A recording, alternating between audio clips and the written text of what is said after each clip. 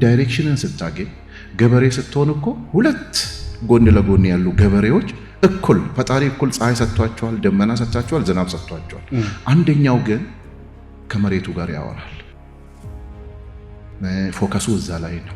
ይሰራል፣ ሰበብ አያበዛም፣ ወድቆ ይነሳል። የዚህ ኩታ ገጠም መሬት ላይ አንደኛው ምንም አያገኝም፣ አንደኛው ግን በደንብ ያመርትበት።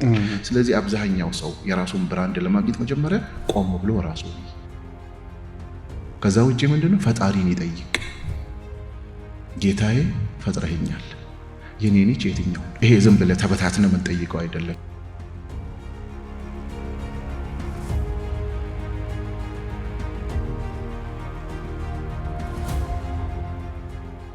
ቢዝነስ አክቹአሊ እንደ ስፖርት ነው። ስፖርት የሚወዱ ሰዎች ብዙ ጊዜ ቢዝነስ ይወዳሉ ብዬ አስባለሁ። ምክንያቱም አንዳንድ ቤሲክ ፕሪንሲፕሉ አንድ አይነት ነው። ስፖርትና ቢዝነስ ብቻህን የማታረገው ነገር ነው፣ በቲም የምታረገው ነገር ነው። ቲም መምራት ነው፣ ውድድር ነው። ቢዝነስ ውድድር አለው፣ ጦርነት ነው ቢዝነስ። ህይወት የራሷ ጦርነት ናት። የጦርነቱ አዛዥ ግን አንተ ነህ። የራስህን የውስጥ ጦርነት በቃ ጀነራሉ አንተ ነህ፣ ተራ ወታደሩ አንተ ነህ፣ ታንከኛው፣ እግረኛው፣ አየር ኃይሉ ለህይወት። ከዛ በኋላስ ካለፍክበት በኋላ ነው ተረት ተረቱ የሚመጣው እኮ ቲቪቱ ጢባሩ የሚመጣው ካለፈበት በኋላ እኮ ነው። እንደዚህ አድርጌ እንደዚህ ሰርቼ ሲል እዚህ ክሬዚ ምንድነው የሚያወራው ይላል። አይገባው። ያልቸገረው ሰው ስለ ችግር ስታወራ ብትውል አይገባው። ከባድ ሰዓት ላይ ሁለት ምርጫ አለ። አንደኛው ምርጫ እኩል ተጎድቻለሁ ብለህ ማዘንና ማለቃቀሱን ትችላለህ በአንድ በኩል። በሌላው በኩል ግን የኔ ይቀር የነሱ ይብሳል ብለህ ለነሱ መሆን። እኔ ህይወት ምን ትርጉም አለው ብትለኝ፣ በቃ ለቤተሰብክ ጠንካራ የሚደገፉት ነገር መሆን።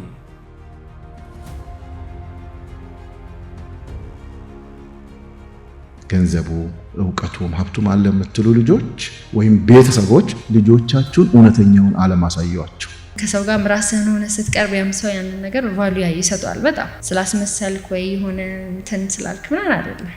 አባቴን የሚያውቀው ሰው በደንብ ያውቃል። አባቴ ልክ ይሄ ጸባይ ያለው ማስመሰል አይችልም። ሰው ግን በጣም ያከብረዋል፣ በጣም ያከብረዋል። በማንነቱ በጣም ኩሩ ሰው ነው። ግን የሌለውን ነገር አለ ሊል አይሞክርም። ግን ኦፍ ኮርስ መሆን ያለብህን መሆን አለብህ ለሁኔታው እንደሚፈልገው። ግን ማንነትህን ማጣት የለብህም እሱን ለማሳካት ስትል። የሰው ልጅ የሚለወጠው እኮ ሲቸገር ነው እኮ። የተቸገርክ ቀን ጸሎት እኮ ይሄዳል። ምክንያቱም አትረበሽማ። ቲክቶክ የለም፣ ሶሻል ሚዲያ የለም፣ ቫይብሬሽን የለም፣ ክላክስ የለም። የቸገረው ሰው አይሰማም። የአዲስ አበባ ህዝብ ሁሉ ቀመቶ ክላክስ ቢያደርግበት ጆሮ አይሰማም። ኦልሬዲ ቸግሮታል። በቃ ስለቸገረው ነገር ከፈጣሪ ጋር ያወራል። እዛ ሞመንት ላይ መድረስ ነው ከባድ። እዛ ጋር ከደረስክ ኤቭሪባዲ የተሳካላቸውን ሰዎች ጉብዝና ተሰርቶ ተለምዶ በትሬኒንግ በምናምን የሚመጣ ነገር ነው። ስራ ላይ ጎበዝ መሆን ማለት ነው።